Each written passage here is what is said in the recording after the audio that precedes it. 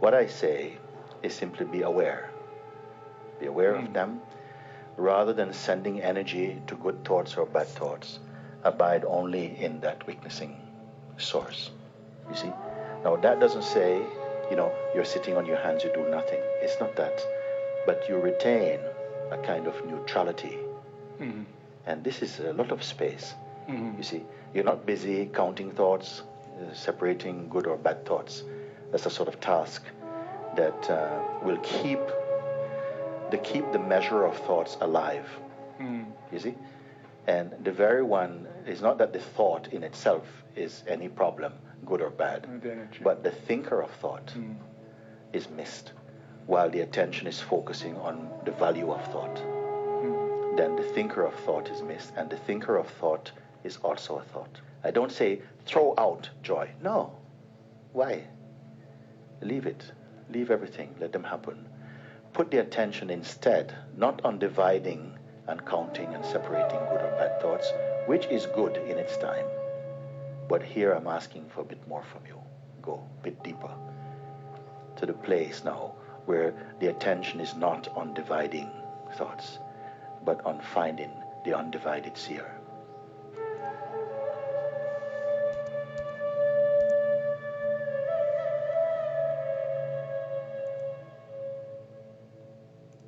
Precisely asking is that, first of all, to pay attention to acknowledging, recognizing that presently we have located the sense of self at the position where, okay, now I see I'm not comfortable with the bad thoughts, and I keep the good thoughts, that's nice, bad thoughts throw away. But now I see that even the good thoughts, they're not completely safe. You see? So rather than stay in this place, which, if you're not careful, 3 years I come back, you're still there dividing good thoughts, bad thoughts. I don't want to see this. I don't want you trapped by time, identity, circumstances, you see. But beginning to look also that here, right now, there's space enough to see that to speak even about this state is itself showing that a deeper seeing is there. So be there at the place of that deeper seeing. Okay. Now you can do also. Yeah. Later is okay, now is great.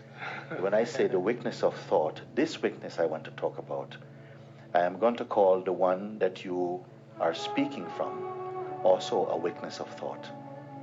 I'm going to call that a weakness of thought also.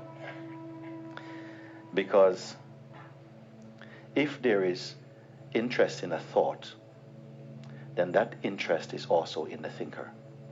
It's also in the one who is observing it. There is a relationship. You see, like this. The joy. And therefore, the thinker of thought in this example and the witness, they are one. It's a phenomenal witness, meaning that this witness has some bias towards certain kind of thought. So it's not the pure witness, which is unconcerned and unattached. So seeing merely occurs in the presence of this true seer, let me call it like this. And the phenomenal seer has quality. It is interested a little bit with what's going on with the thoughts. It's sieving through, keeping good ones, throwing out bad ones. So it is functioning also as an observer, but it's not entirely pure. You see? And I say that the ego also has the capacity to be a witness also. But the difference between this witness and the pure witness is that the ego witness has investment in the joy in that case. Yes, like this, you see. And not just in the joy, but also in the sorrow. It's linked to both. Because to want something is called desire, but also to not want it is also desire. You see, positive and negative aspect of desire. Like, I really want this, you say, I really want this, I have a strong desire. I really don't want it is also a desire. So on both sides of the coin, he's caught on this one. Now, as soon as that recognition happens, then it makes space for a recognition of a deeper seeing. sometimes I ask, who or what is looking out from behind those eyes?